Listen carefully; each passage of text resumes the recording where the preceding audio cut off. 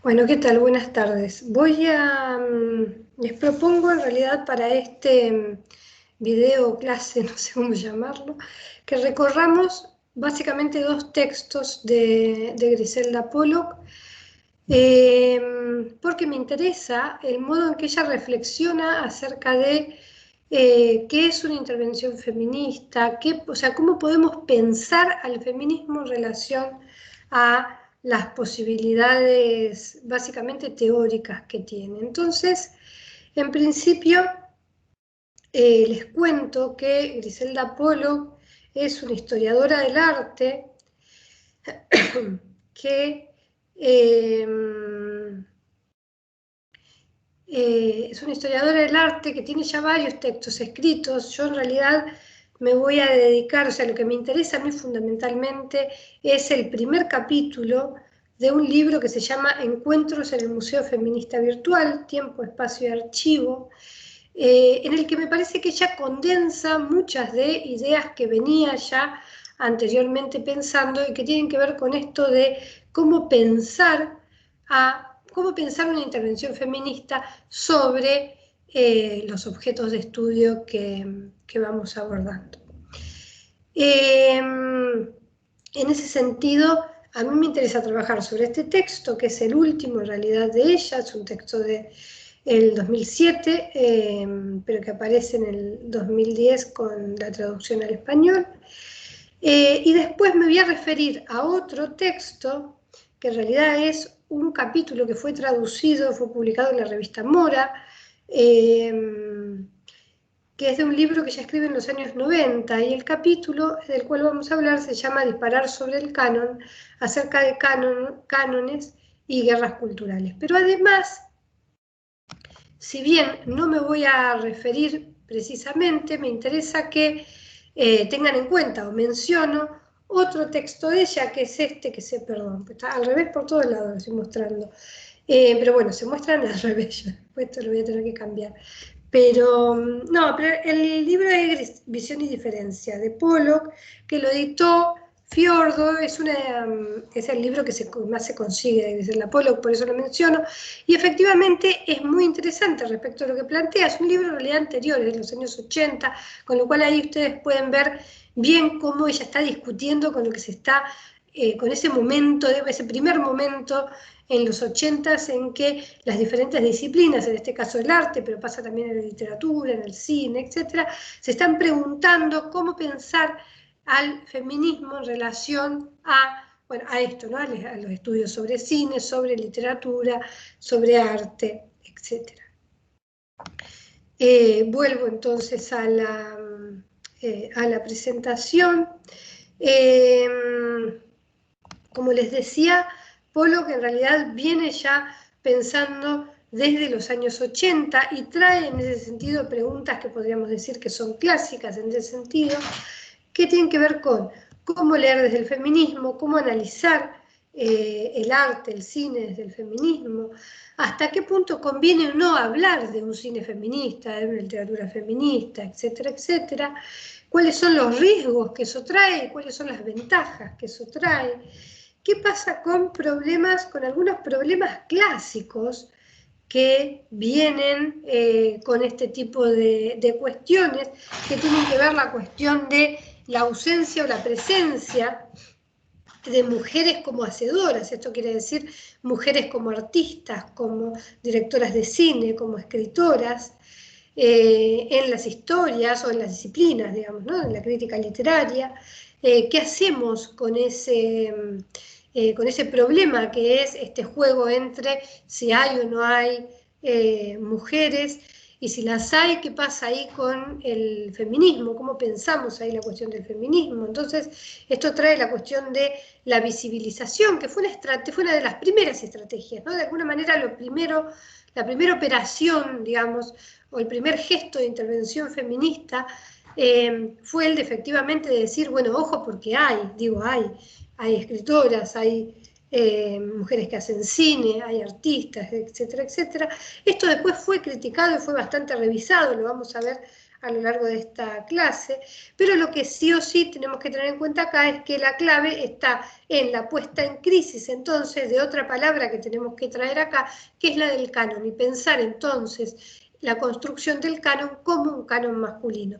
Esto es lo que ella trabaja fundamentalmente en este artículo que les traigo de los años 90, que ustedes lo tienen traducido en la revista Mora, y en el que ella justamente lo que hace es revisar la noción de canon y traer otras palabras claves como son la noción de hegemonía, la noción de poder, la noción de ideología, o sea, ¿qué hacemos ahí con, o cómo pensamos la tradición? ¿Cómo pensamos una historia de la literatura? ¿Cómo pensamos una tradición? Y que no tiene que ver solamente con ir hacia el pasado, sino con revisar y pensar que toda tradición hace un trabajo de selección respecto de qué es lo que se va a conservar y qué es lo que se va a dejar de lado. Y eso es lo que va a construir entonces una noción hegemónica que de alguna manera oculta o no siempre pone en primer lugar toda la negociación y todos los conflictos que hubo para que determinados objetos sean seleccionados para formar parte de una tradición y otros objetos sean dejados de lado, ¿no? ¿Qué pasa acá con los criterios de selección, con los criterios de elección, digamos, de estos objetos? Esperen que quiero pasar, uy, ¿qué hice? Espérenme un segundito porque quiero pasar a la siguiente filmina y me está costando un poco. Bien, acá lo que les traigo es una pequeña cita de este capítulo que me parece que es bastante clara respecto de la noción de canon. Ella va a decir, la canonicidad existe en muchas formas para producir a nivel ideológico-cultural un parámetro único de lo que se considera grandioso y mejor para todos los tiempos. En ese sentido, dice ella, la tradición es la cara natural del canon. Y esto, a su vez, lo que le sirve a ella para pensar este tipo de cuestiones es básicamente a Raymond Williams, y en este sentido trae un texto clásico de Williams como es Literatura y Marxismo, que efectivamente sirve mucho, y entonces acá ella se está nutriendo fundamentalmente de los estudios culturales para pensar este tipo de nociones. Y acá ella empieza en el momento en que ella empieza a revisar la noción del falocentrismo, ella cuestiona una idea que fue bastante predominante en algún momento en los estudios feministas, que tenía que ver con hacer una historia similar, ¿no? En el sentido de que, bueno, si hay una historia de los héroes y de los grandes pensadores de la nación, los grandes héroes de la nación, bueno, pongamos a las grandes heroínas, ¿no? Traigamos entonces a las grandes heroínas y hagamos entonces una especie de historia de esas heroínas o esas artistas que de alguna manera estuvieron haciendo o mostraron otra forma de pensar el arte, la historia, la literatura. El problema, dice ella, que esto trae, es que no salimos de una lógica falogocéntrica, porque en realidad lo que estamos haciendo es ubicar en donde estaba el hombre a la mujer, entonces seguimos reproduciendo una lógica falogocéntrica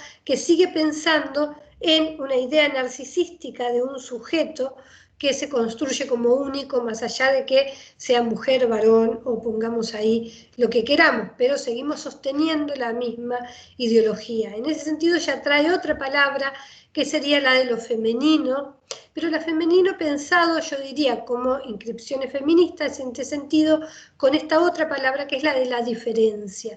Pensar entonces, corrernos de la demarcación de lo canónico no canónico, y entonces pensar en la noción de diferencia como aquello que habilita la heterogeneidad. Ahí es cuando ella se va a pensar esta noción que es ella la que ella llama como intervención feminista. ¿Cómo pensar una intervención feminista sobre diferentes disciplinas o diferentes modos de paradigmas de conocimiento en términos generales, podemos decir?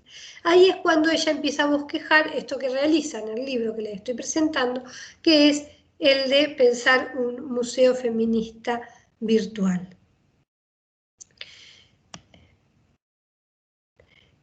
En el primer capítulo, que es lo que yo les propongo para que lean de este Museo Feminista Virtual, lo que ella se pregunta o lo que ella trae básicamente tiene que ver con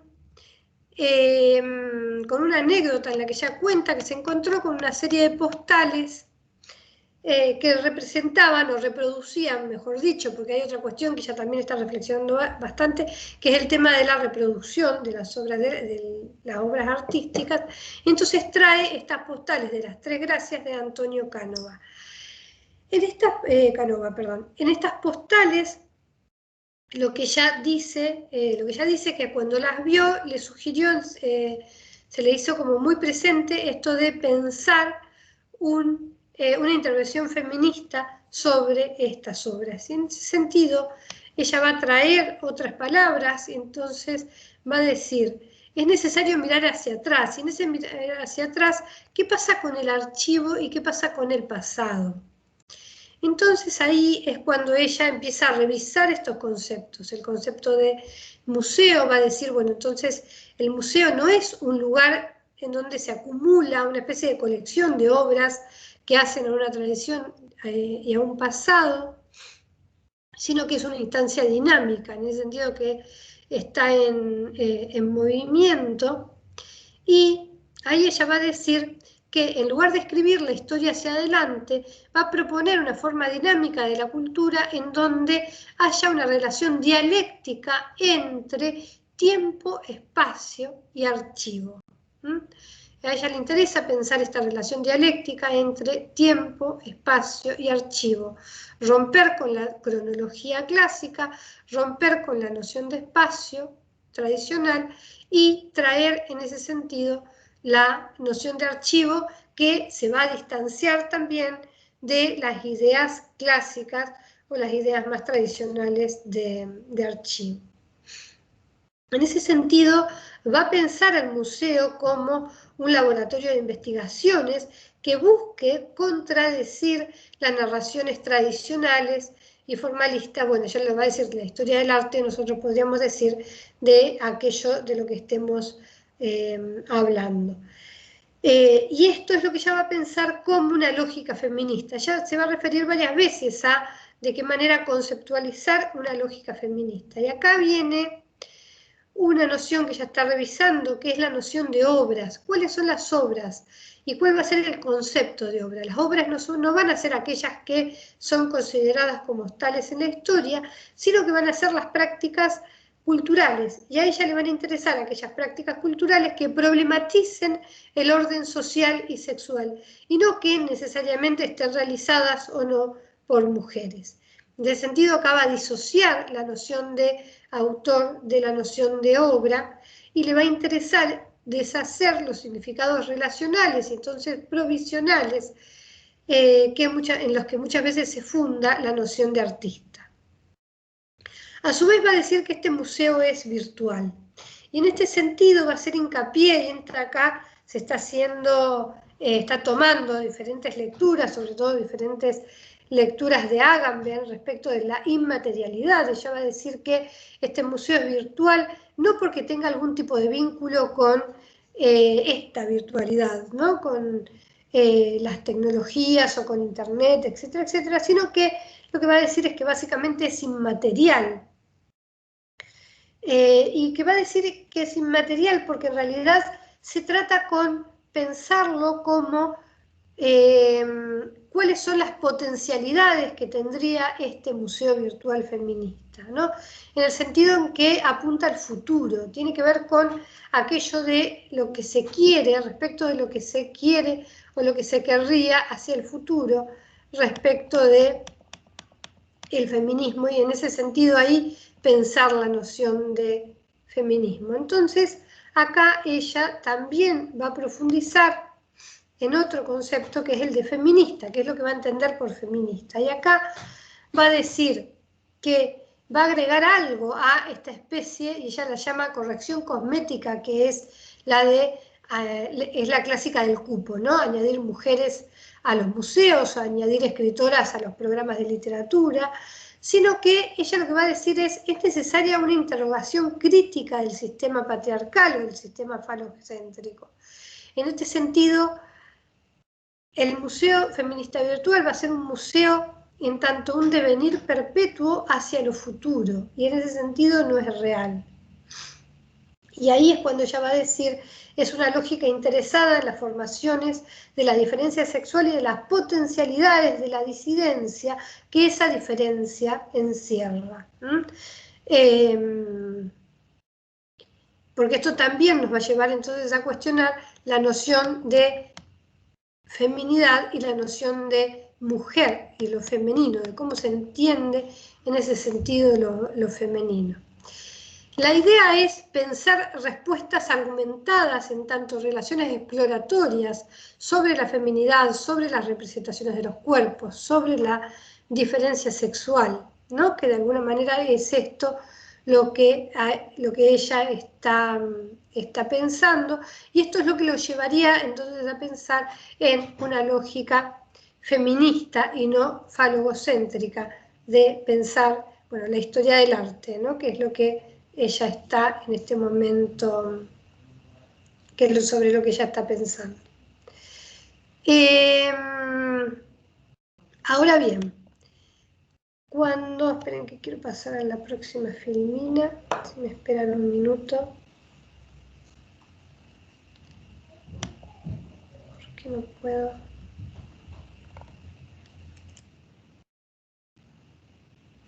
Ahí está. Perdón, por esta pausa.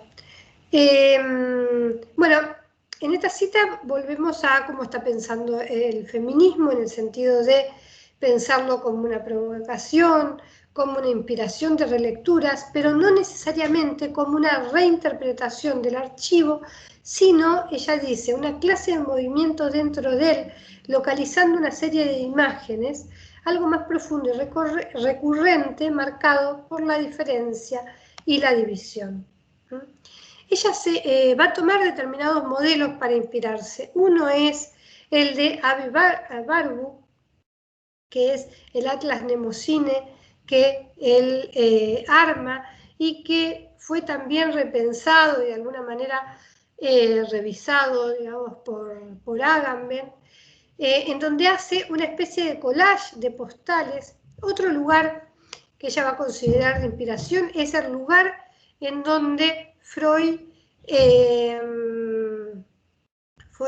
atendía a sus pacientes. Va a decir que estos son los dos lugares que de alguna manera le inspiran para pensar el modo de esta intervención feminista, en el que efectivamente ella va a estar revisando no solo estas nociones, sino también, déjenme ver la próxima filmina, sino también el modo en que va a pensar el archivo. Ella va a decir que el archivo no es una especie de depósito inerte en el que el historiador va a buscar el pasado, sino que, y acá se basa en las revisiones de esta noción que vienen a través de Foucault con la arqueología del saber o mal de archivo de Derrida, en el sentido de pensar a que el archivo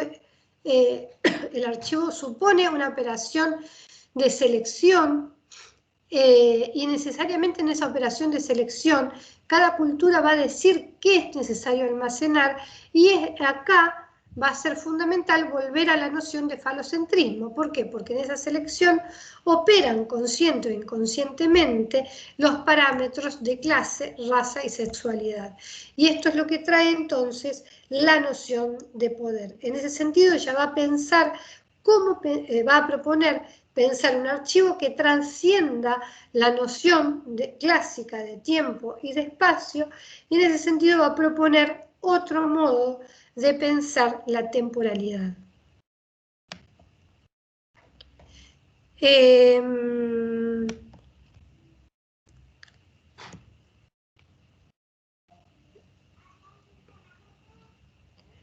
Acá ella está pensando la noción de, o sea, ella está pensando cómo trabajar a las obras feministas, a las artistas mujeres, sean trans o no, no como un depósito, como una colección o como una exposición, sino como un laboratorio crítico y teórico que intervenga en las condiciones de producción para poner en crisis a la diferencia sexual. En ese sentido, ella vuelve a traer el ejemplo de las tres gracias, y ahora desarrolla un poquito más en este momento del capítulo por qué a ella le impactó tanto, le impactaron tanto estas postales, y lo va a traer en relación también a un chiste que ella toma de Jackie Fleming, que es una historietista feminista de los años 70, que se pregunta por medio de un chiste cómo se tiene que vestir una mujer que entra a un museo, ¿no? Y entonces la pregunta que se va a hacer es, ¿tendría que estar desnuda una mujer para entrar a un museo? ¿Por qué se hace esta pregunta? Porque lo que sucede en los museos tradicionales es que efectivamente lo que predomina es el desnudo feminista, el desnudo femenino. Vemos varios desnudos femeninos que forman parte de la gran historia del arte, y entonces lo que ella hace ante la pregunta es ubicarse ella en tanto mujer y no en tanto sujeto masculino que observa una obra de arte, sino en tanto sujeto femenino que es interpelado ante esa imagen. Esto es lo que ella, por eso es que ella trae esto de las tres imágenes femeninas y se pregunta qué sucedería si una mujer entra a un museo y, y al estar viendo un desnudo femenino se desnuda. ¿Por qué? Si una mujer que está mirando un desnudo se desnuda, seguramente va a ser advertido, va a ser reprimida por los guardias del museo, etcétera, etcétera, y nadie va a tapar esa imagen, ¿no? ¿Cuáles son las operaciones que funcionan ahí en ese sentido? Ella ahí va a traer entonces el problema de la mirada, en el sentido de qué pasa cuando se mira un desnudo femenino, quién lo produce y quién lo mira, quién debería mirarlo, cuál es el sujeto que debería mirarlo. Acá es cuando les menciono otro texto que es el de John Berger, que es Modo de Ver. En Modos de Ver, John Berger trabaja otra noción que es, bueno, que es una reflexión que él va a hacer sobre la mirada, y él acá va a pensar bastante, va a reflexionar bastante respecto de cómo la mirada está directamente relacionada con lo primero que la primera operación del ser humano, ¿no? Por eso trae de alguna manera la infancia, por esto va a decir, el niño mira e identifica antes de hablar, o sea, la vista como el lugar que nos muestra el mundo y que luego traducimos en forma de palabras. En Modos de Ver, John Berger, en el capítulo 3, se va a dedicar específicamente a la cuestión del desnudo femenino y va a reflexionar, de alguna manera el desnudo lo va a llevar a Berger a traer como reflexión la cuestión de la diferencia sexual. Él va a decir, no hay ninguna duda respecto de que el sujeto es, el sujeto que mira es masculino, en el sentido en que esos desnudos están pensados para el goce de la mirada masculina. Entonces, va a empezar a reflexionar sin tener necesariamente una perspectiva feminista, va a empezar a reflexionar respecto de qué pasa ahí con la diferencia sexual. Entonces, él lo que va a decir es, ¿qué pasa con las mujeres, con el hecho de que la mujer sea ella misma pensada, o sea, que la mujer misma se piense como un ser que es visto por otros? Y en ese sentido es apreciada por otros, ¿no? En la necesidad de ser mirada. Él lo que va a decir es que respecto de la mirada, la diferencia sexual actúa por el hecho de que la mujer es vista, actúa para ser mirada, y en cambio el hombre actúa como quien mira, ¿no? Entonces aparece ahí la diferencia sexual en sentido clásico, en donde el desnudo es lo que se exhibe, el desnudo femenino se exhibe para una mirada masculina, que es la que evalúa. Y lo que Berger va a decir es que muchas veces en la subjetividad femenina actúan las dos cuestiones, ¿no? Actúa tanto la examinada como la examinadora. Y esto tiene que ver mucho con, digo, más allá del desnudo femenino en el arte, digamos, que es todo un tema en el que no me voy a meter porque no me interesa en este caso, pero cómo la mujer en el momento en que aparece en la esfera pública, del modo en que aparezca, digo, ¿no? En el momento en que aparece en la esfera pública, digo, porque aparece en la calle, porque es una escritora, entonces interviene en el sistema cultural, en el sistema literario, porque aparece en una revista cultural, en una revista literaria, cómo aparecen esas mujeres, cómo son retratadas. En todos esos lugares lo que hay es una fuerte operación de construcción de la feminidad respecto de ese cuerpo, que siempre intenta mostrar a ese sujeto femenino en tanto alteridad, en tanto ser que se exhibe para ser mirado.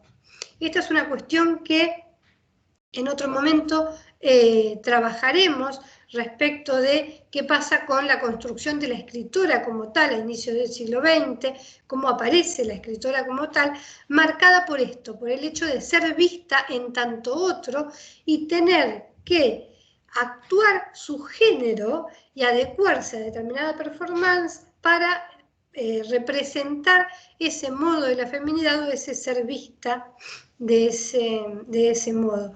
¿Qué es lo que de alguna manera yo traigo cuando traigo este tipo de cuestiones? Porque en realidad hacia lo que están yendo, digamos, tanto George Berger como Griselda Pollock es hacia la reflexión sobre el arte y la obra y la noción de artista, que no es tanto lo que me interesa, sino que más bien a mí me interesa traerlo en función de cómo pensar a las escritoras, que es lo que vamos a ir viendo. Ahora, ante esta pregunta respecto del desnudo femenino, traigo ya para terminar con este pequeño desarrollo una intervención feminista como fue el del colectivo de las Guerrilla Girls, que también se preguntaron esto de, ¿tiene que haber una mujer desnuda en el museo? ¿Por qué? ¿Qué pasa con esa figura? Y que lo van a complejizar un poquito más, porque entonces lo que van a decir, que es lo que ustedes pueden ver en el póster que les estoy trayendo, es ¿por qué? Dicen ellas, el 85% de los desnudos son femeninos en las obras que están expuestas en el museo y solo el 5% de las obras están producidas por mujeres, ¿no? Acá es cuando las Guerrilla Girls muestran esta desigualdad entre la cantidad de mujeres, de artistas que hay en un museo y la cantidad de representaciones femeninas que hay en ese museo. Este video, que yo después les voy a facilitar el link, ahora no lo voy a poner para verlo porque no tiene mucho sentido, es un video que les traigo porque que está en la página de las Guerrilla Girls y me parece que es interesante por cómo recorren críticamente diferentes desnudos clásicos en la historia del arte. Bueno, estas son otras filminas respecto de distintas intervenciones feministas que llevaron adelante las Guerrilla Girls. Las Guerrilla Girls son un colectivo de artistas feministas que se ponían máscaras de gorilas porque en realidad es un grupo anónimo e hicieron diferentes intervenciones, sobre todo en los años 80, y esto después fue reproducido, digamos, tuvo un montón de variaciones en diferentes colectivos feministas que de alguna manera trajeron esta idea y fueron jugando con esta idea. Simplemente lo traigo a colación porque viene bastante bien en relación a lo que venimos viendo de Pollock y porque aparte les invito cuando vean este link a que vean las distintas intervenciones feministas que me parece que son muy interesantes para pensar todo este tipo de cuestiones, ¿no? Para pensar el lugar de la mujer como productora, ¿no? Como artista, como escritora, etcétera, etcétera, para pensar la representación femenina. Fíjense que acá aparece una cuestión que es que ahora podríamos entonces empezar a pensar que lo femenino en las obras, sobre todo en las obras que yo diría forman parte del canon, digo, del canon del arte, del canon de la literatura y demás, están atravesadas por la imaginación masculina, digo, más allá de que estén realizadas efectivamente por mujeres o varones, están atravesadas por una ideología falocéntrica que construye un modelo de feminidad que representa en realidad el deseo masculino sobre ese otro que vendría a ser ese modelo de feminidad. Esto nos podría llevar a pensar en representaciones literarias, ¿no? En grandes personajes femeninos. Estoy pensando, por ejemplo, en la maga. Piensen en la maga como el personaje protagónico de Rayuela, de Julio Cortázar. Piensen en Emma Sums como uno de los grandes personajes femeninos que armó Borges. Piensen en las suegras, por ejemplo, de Roberto Arlt, que aparecen tanto en Las Aguafuertes de Roberto Arlt como en Los Siete Locos y Los Lanzallamas. Digo, nada más que por nombrar en realidad grandes personajes femeninos en la historia de la literatura argentina en este caso, que no es algo que yo vaya a desarrollar, pero que simplemente lo traigo para que pensemos cómo esos personajes están atravesados o hasta dónde están o no atravesados en realidad por una imaginación falocéntrica en la construcción de ese modelo de feminidad, o cuando se ponen en crisis, pues yo creo que también una mirada feminista sobre estos relatos nos permiten ver cómo se ponen en crisis ahí esos paradigmas del falocentrismo que están armando, digamos, estas ideas de la diferencia sexual y que aparte siempre determinan una construcción de la masculinidad. Digo, esa masculinidad que está oculta, no tras el narrador, el autor, no importa qué, pero que está de alguna manera oculta porque la construcción de ese modelo de feminidad deseada o ideal o hegemónica impacta o refleja directamente sobre un modelo de masculinidad. Ahí es cuando funciona como modo de pensamiento la diferencia sexual hegemónica. ¿Cómo pensar acá una intervención feminista? Bueno, respecto de el canon literario, me parece que es revisándolo para ver cómo aparecen ahí los desvíos, las formas de desvíos o de poner en crisis ese sistema, ¿no? Hasta dónde se está poniendo en crisis o no ese sistema. Lo digo porque yo creo que muchas veces aparecen en la literatura pequeñas frases, pequeños enunciados, pequeños gestos que muestran esos desvíos o esos pequeños fallos de ese sistema que a veces la cultura, o a veces la sociedad, diría yo, más que la cultura, lo muestra como único y hegemónico. Bueno, yo me fui por este lado, pero no es hacia donde vamos a ir. En realidad, hacia donde a mí me interesa ir es hacia otra pregunta, que es cómo las escritoras, y estoy pensando ahora en las escritoras argentinas de inicio del siglo XX, están interpeladas por este modelo de feminidad hegemónica al que se tienen que adecuar o no, pero sí o sí tienen que, o sea, sí o sí tienen que discutir o tienen que pensar en relación a ese modelo de feminidad hegemónica que la sociedad, que la cultura les impone. Vamos a ver entonces de qué manera se los impone la cultura, ¿no? Cómo se los impone, cómo aparece esos lugares sutiles o no, digamos, en que se impone eso, y en este sentido, ¿qué es lo que hacen las escritoras? ¿Cómo juegan con este modo de interpelación? ¿Se aprovechan o no lo que les ofrece el patriarcado, lo que les ofrece una lógica paternalista, que es lo que predomina sobre todo a principios del siglo XX.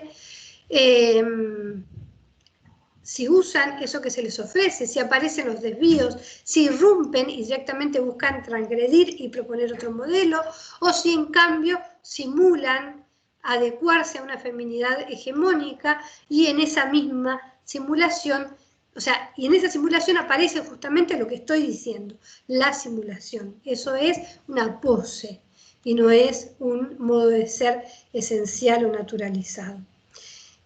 Así que bueno, esto es lo que a mí de alguna manera me gustaría trabajar ahora en adelante y que a su vez me interesa que lo pensemos en relación a otra cuestión, que es de qué manera estas escritoras se sienten o no, o discuten o no, con el feminismo de la época, porque de alguna manera, ¿cuál es el lugar en el que la sociedad pone en crisis este modelo? Bueno, hay un montón de lugares, yo no digo que el feminismo sea el único, pero de alguna manera el movimiento feminista de cada momento histórico es un lugar en el que, de identificación, en el que se puede poner en crisis, se legitima de alguna manera la puesta en crisis de la diferencia sexual en tanto hegemónica, y una cuestión clave va a ser efectivamente cómo son vistas las mujeres, o cómo pretenden ser vistas y cómo ellas juegan con esto de en tanto soy vista, tengo que hacer una pose, tengo que inventar un modo de ser.